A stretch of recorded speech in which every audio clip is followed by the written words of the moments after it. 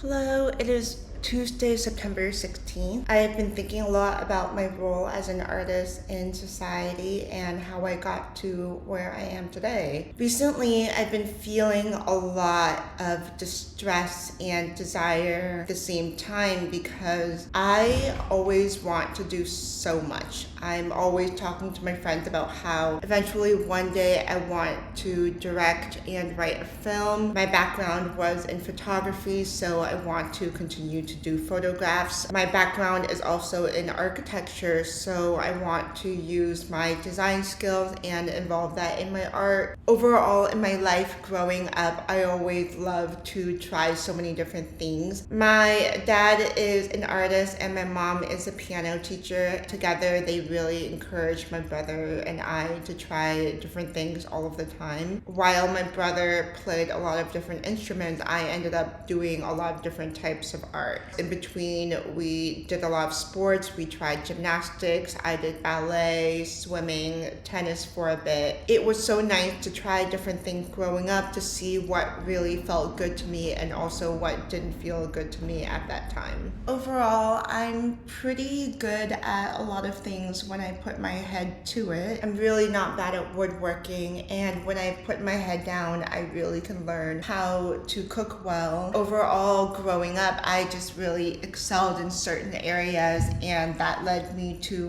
where I am today currently, where I have so many interests and I feel myself just wanting to do all of them. But having so limited time, limited space, limited money, I really can't do everything that I want to do. Currently, I really want to make incense, make candles, bookbinding, make furniture. I want to start designing the things that I can actually live and sit and incorporate in my own home. Would love to host dinner parties, invite my friends over and have a custom set menu for them. At one point, I was researching how to make a Japanese noren for my studio door, and I had researched so far to the point where I was ready to order materials straight from Japan, order Japanese hemp, and learn how to do the dye process myself in my studio. I even bought this huge roll of leather that I bought at Mood because I wanted to make some bags. There's a difference between a hobby and temporarily making something. Growing up, I was sort of the know-it-all in my class, really kind of a teacher's pet. I just really loved school. I really loved making projects that we had to present. I remember every project that we had, I always found a way to make that project as big as I possibly could. There was one time we needed to do a project for the Grapes of Wrath. My friend and I decided to make a 3D Bible that was just like absolutely huge that you could open up. And I spent all night gluing and sewing, designing the book. There was another time where I made a 3D pagoda for a book report when I read The Memoirs of a Geisha. I've always just loved visualizing things. I've always loved doing things with my hand and bringing excellence to everything that I imagine. I've always been inclined to show more than tell. I wanted people to understand my process through visualization and using their own imagination to complete the story. And this is where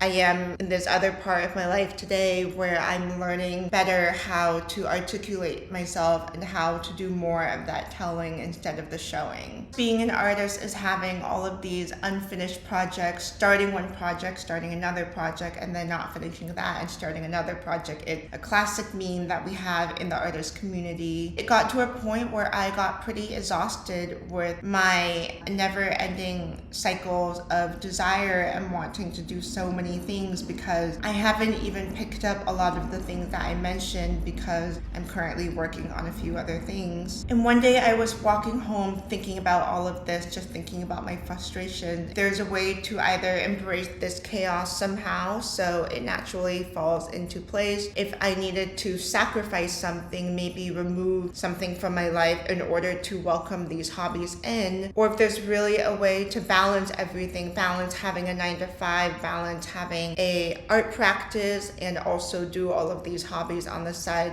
while having a social life as well. And what I really came to the conclusion was that this is the existential dread of being an artist, and that I can't do all of these things that I want to do, and that is therefore why I am an artist. To illustrate that even further, I even found myself at one point wanting to do video essays on YouTube. I know that I can be an influencer if I wanted to really just start doing more outfit videos or showing what's in my bag. I know I'm pretty well capable of achieving a lot of things. At one point, I started really wondering, like, where does my heart lay and where do I really want to put my energy into? Even TikTok videos, like, I think those funny TikTok videos of people doing dances or having skits, like, that could be such a fun career and rabbit hole to go down. I could make those every now and then, but I'm starting to find myself a little bit stretched thin with all of these interests and ideas and hobbies that I have. And what it really came to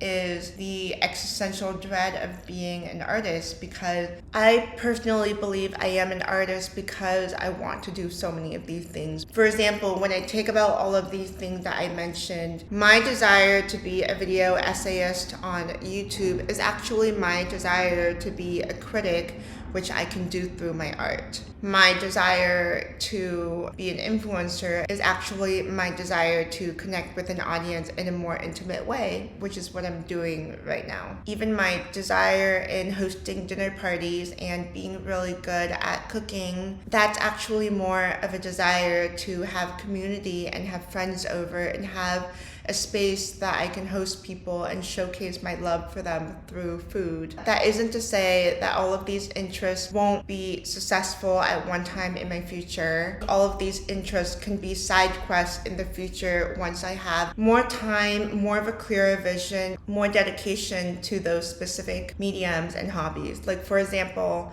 I think about how so many artists collaborate with designers in the future and have fashion collaboration.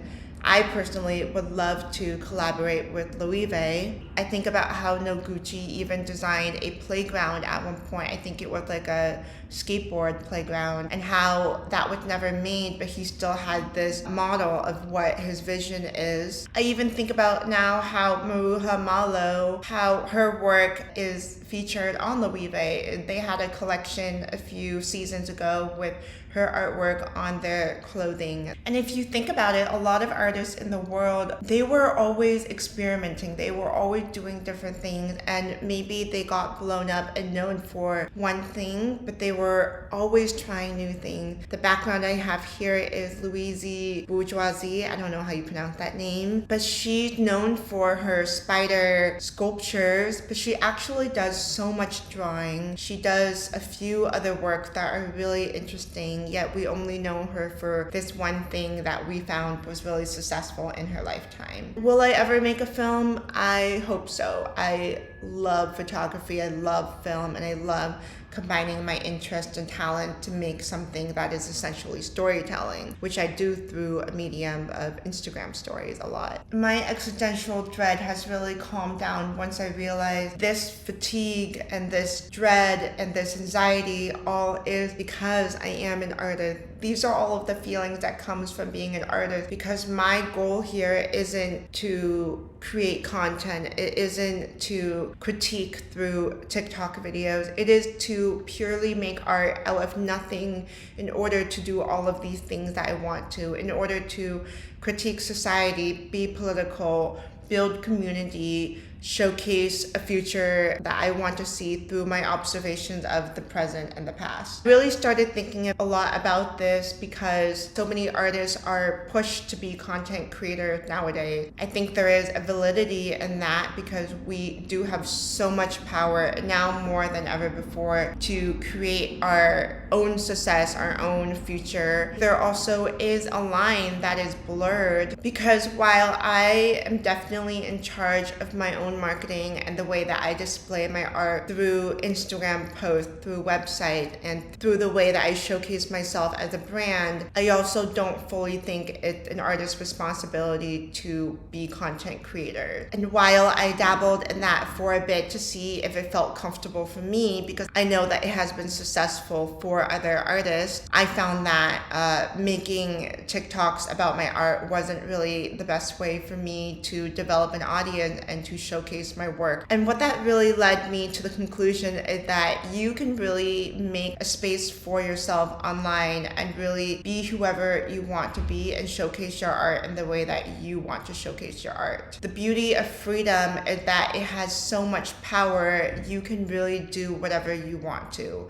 That power and that freedom is really daunting and scary, and it ends up feeling like a cage. But that is where I personally have to wipe away my own fear and really feel comfortable in the way that I want to have a presence online. The most important part for me is being yourself and always doing things the way that you want to will not only show others that you can carve a path for yourself in the future, but you're also living your life in good faith. You're doing the things that you want to, and it feels inherently good in your body. Every cell in your body feels good about doing this in the way that you want to do it. When I think about our roles in society, we're broken down into warriors, healers. There's a role that everybody has in society in order to keep it functioning. Within the creative space, we're often designated to be curators, craftspeople, designers, critics, and artists. And there might be more that I can't think of at the moment. All of these people are in this creative world in order to continue to critique society by purely just continue to live life and then put our observation into our art or craft. I'm really feeling more at ease that I don't have to be a content creator, but I will do whatever feels authentic to me, which is these YouTube videos or TikTok videos. If you're watching this video and you're not sure where you stand, I recommend definitely just trying different things, seeing what feels good for you, because I started painting from a very young age, but I didn't really pick it up again until 2018 after a really emotionally devastating low in my life. So you never know what will come to you at a time of need, and you never know what you will excel in until you try. My friend also a few years ago asked me how I knew that I was an artist because she was having a hard time really fully embodying that role, and my answer to her was that it was never a choice. It was never something I woke up and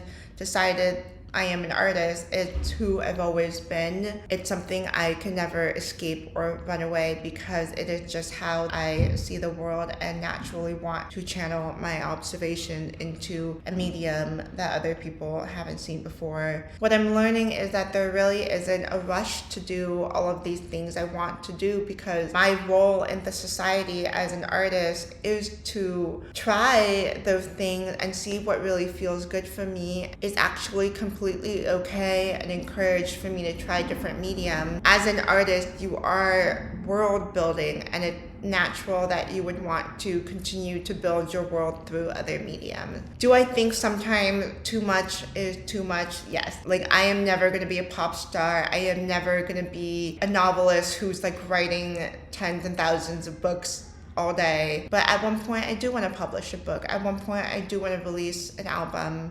I think all of these things make sense for me. I have to trust myself and continue to be authentic to myself in finding these ways of doing all of the things I want to do eventually. And everything is waiting for me. Things will happen exactly as they're meant to be, and there's no rush for me to get there. If you're someone who currently is feeling this stress, this rush to make your masterpiece, there really isn't any rush. There's so many artists in the world who have done things later in their life. I really just want to focus on understanding my voice, continue to refine my voice, continue to document my life and live it. Because fundamentally, if you're not living life, you're not able to make the art that you want to make, to say the things that you want to say. Oh, I am hungry, and I think I am going to end this video, but thank you for listening.